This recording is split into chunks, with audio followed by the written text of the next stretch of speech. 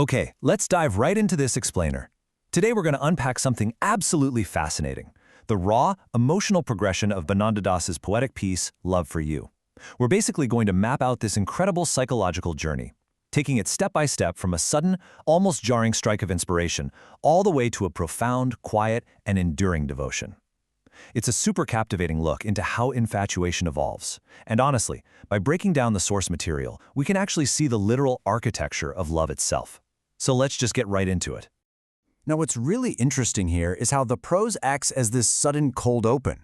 The author doesn't warm us up at all. He drops us right into that intoxicating lightning bolt moment where simply seeing a picture of a beautiful girl makes his heart literally say, I should sing. It's immediate, it's visceral, and it completely sets the energetic pace for everything that follows in the text. And this brilliantly illustrates the psychological weight of this inciting incident. The narrator explicitly states in the source text that, without seeing her, this profound feeling of love and purpose wouldn't even exist.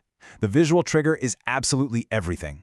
It's not just, a simple appreciation of beauty, it is a complete hijacking of his emotional state, resulting in this overwhelming surge of both romantic and artistic inspiration. And that brings us to Phase 1, Sleepless Nights and Dreams.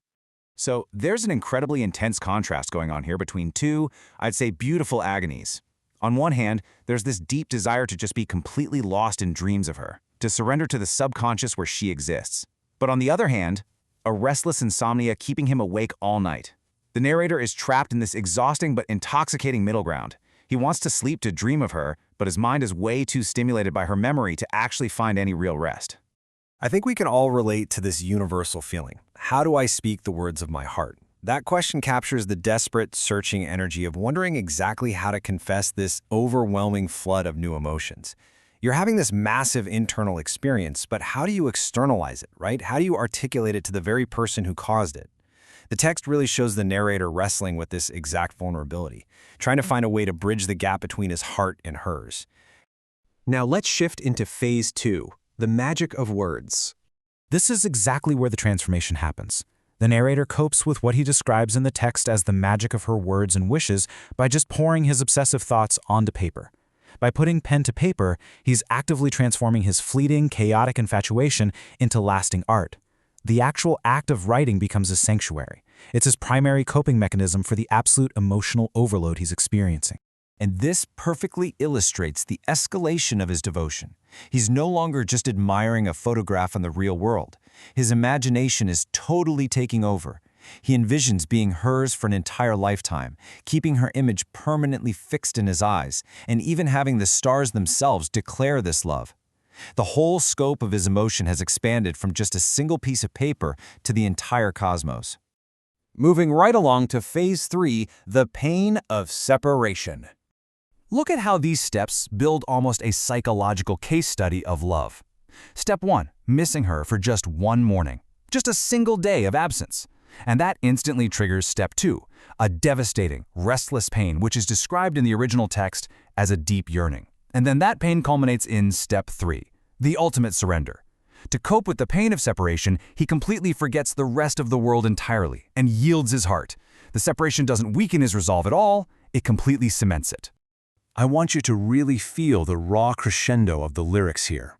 At this exact point in the source material, the narrator strips away all other descriptive words. He completely abandons the complex poetry and just begins to chant a breathless, repetitive mantra of the word love. It's the ultimate confession. When the pain and the passion become way too much for complex sentences, all that's left is the core emotion itself, repeating over and over like a heartbeat.